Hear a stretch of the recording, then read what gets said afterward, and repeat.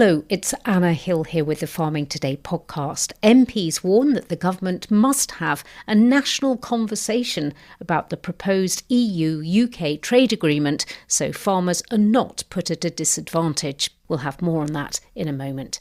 First, all week we're talking to people who are newcomers to agriculture.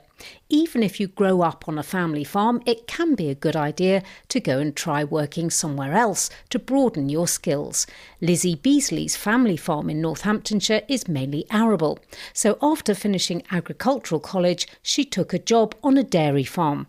Howard Shannon went to visit her in her new job at Honeypot Farm in Leicestershire. Why have you chosen to start your career working on somebody else's farm rather than your own family farm? Well, I believe that I'd learn a lot different practical skills working on a different farm, because at home we only have a few cattle and some sheep and a small amount of grassland. So my idea was that if I go to a different farm with some different people, I'll learn some different ways of doing tasks and learn some different skills that I perhaps wouldn't learn at home. Well, Lizzie and I are now joined by Alex Marcantonio, who's the herdsman here. When a new trainee farmer comes along, a new entrant, how do you go about sort of integrating them into the farm and working with them? Usually we effectively put them to shadow someone for a while, and a lot of the jobs are done as part of a team and under supervision, and then as their skills develop they start taking on more and more independent roles, and then as they get more and more confident we work out what areas interest them the most and try and steer them in that area until they can effectively manage that sole part of the area themselves. And is it important to have people like Lizzie knocking on your door saying I want to be a new farmer and to keep the business going? It's very important. New entrants in agriculture are few and far between, and you need to give everyone who wants a shot as much encouragement and support as you can, really. In past years, how's it gone with other new entrants you've worked with? They've all been really good. Generally everyone's very keen to learn. Some people decide quite quickly it's not for them, and that's fine, and some people take to it like a duck on water. I love working in agriculture. I love working here. The days can be long and it can be mentally and emotionally and physically draining, but you get through it and it's really rewarding. For example, during calving, there's very long hours and things go wrong all the time, but at the end of the day, you're working with some lovely animals. It's just so rewarding and I love it. I love being outside all the time. I wouldn't want to be cooped up in an office. Being outdoors is where I want to be. And working with the people I work with and with the animals I work with is just fantastic. Lizzie Beasley there.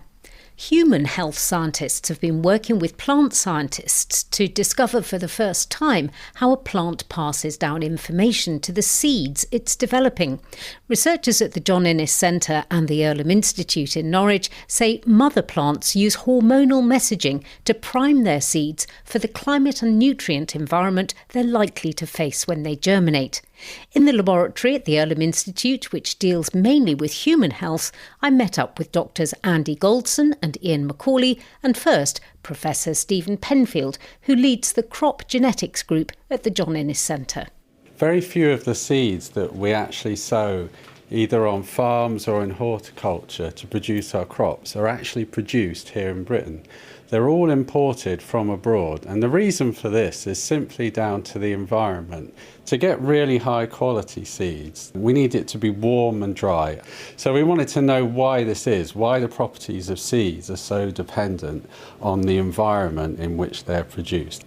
And what specifically did you find then?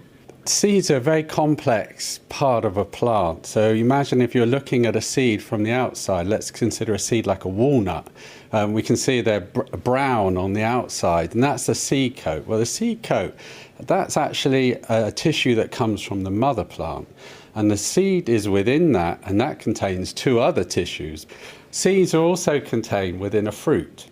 And that's also a tissue from the mother plant. So we have this incredibly complex array of different tissues. And the challenge really has been to understand how they all work together to control the properties of seeds. And that's what we've been able to do here for the first time. My name's Andy Golson. I'm the platform manager here at Earlham Institute, working with the single cells team. We look at individual cells. So with Steve's project, he was interested in the maternal tissue. So we can isolate those individual maternal cells and then look at the messages that the nucleus from those cells is sending to the rest of the cell and examine that information. So, Professor Penfield, why is it important that the work that Andy's doing can show the information being sort of given from the mother plant to the seed? If you can imagine that most of our crops that we use are actually hybrid crops, and that means that the two parents are different varieties, and these are bred separately. So the question is, which parent is going to contribute the genetics that's going to give us the best seed? And so when we discovered that the hormones that are controlling what seeds do actually don't come from the seeds themselves, but they come from the mother, what that's telling us is that we need to focus on the properties of the maternal parent of the hybrids that we grow and improve those to generate the best quality seeds for our farmers and growers. Ian Macaulay from the Earlham Institute has turned up with a little plastic chip. What Andy's done is to isolate nuclei from the cells of the tissue of interest. And then we can read out how the genome is working in each of those nuclei. And that's how we can kind of learn a little bit about how the different cells are working.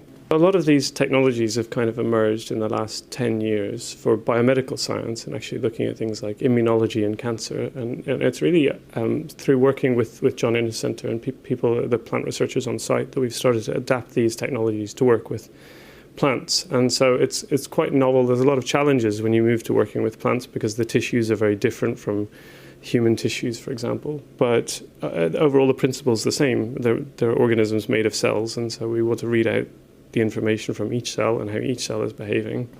So for farmers listening to this, what can you tell them about how important this work is for them?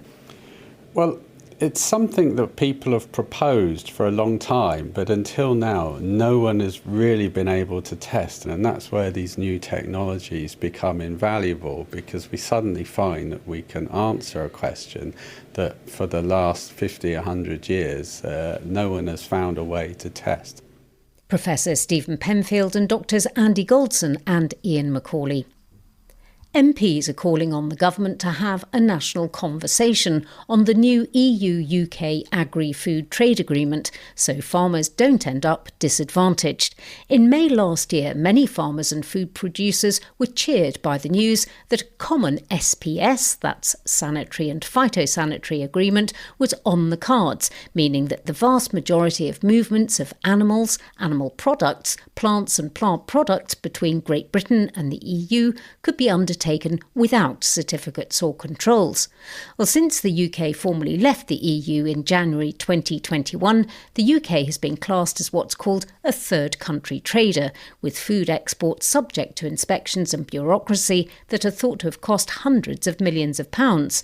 The new trade agreement is expected to come into place by 2027. But there are concerns that the deal will bring the need for realignment of rules, as since Brexit, the UK has diverged on things like animal welfare, gene editing and pesticide regulation. Now the Environment, Food and Rural Affairs Select Committee is warning the government must seek carve-outs or exemptions on alignment to avoid unnecessary burdens and undercutting of farmers. Liberal Democrat MP Alistair Carmichael is the chair.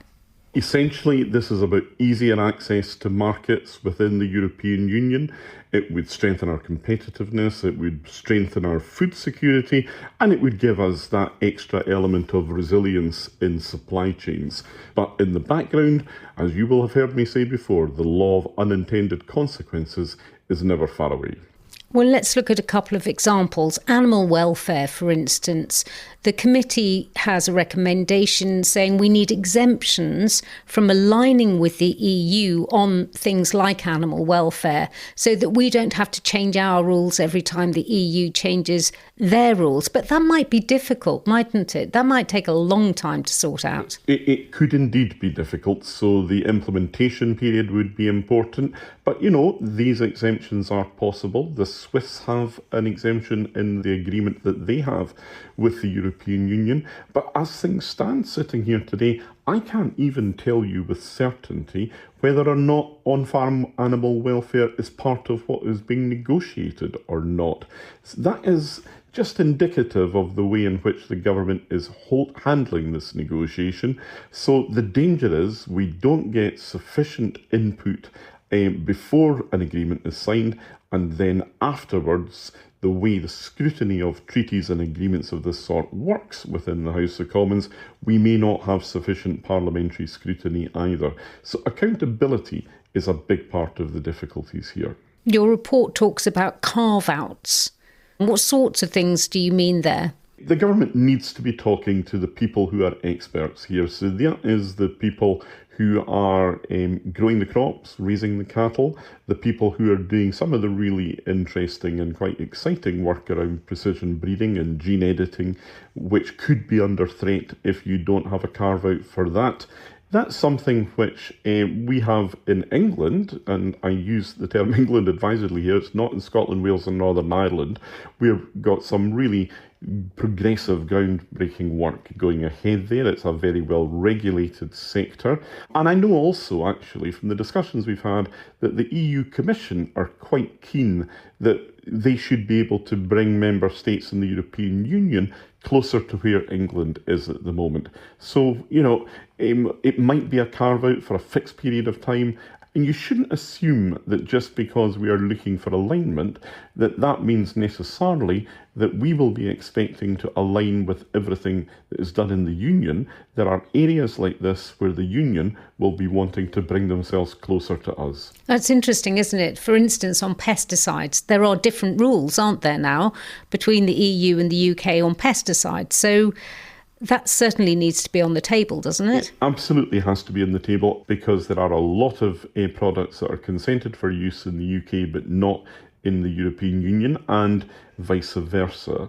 The ones which are consented for use in the European Union will not necessarily be consented for the very different climate that we have in parts of the UK in mind. So, because we have been away from the table for these years, things have moved on, and they have moved on without taking us into consideration.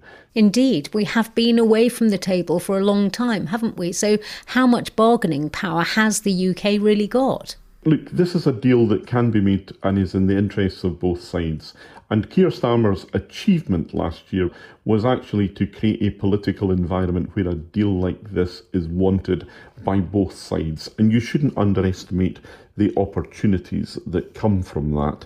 But I was struck taking the committee out to Brussels by just how easily we have forgotten how to do politics and how to do business in Brussels. So there is going to have to be a job of work in re-educating our civil servants, our ministers, our politicians, our farmers, our fishermen, and all the other interest groups who have kind of ignored what was happening there, and re-educate them about how to do business. There are lots of opportunities here, but nobody should go away thinking that this is going to be an easy process, because it will not. Alistair Carmichael, Chair of the EFRA Committee. That's all from us. I'm Anna Hill. The producer was Beatrice Fenton. Farming Today is a BBC Audio Bristol production.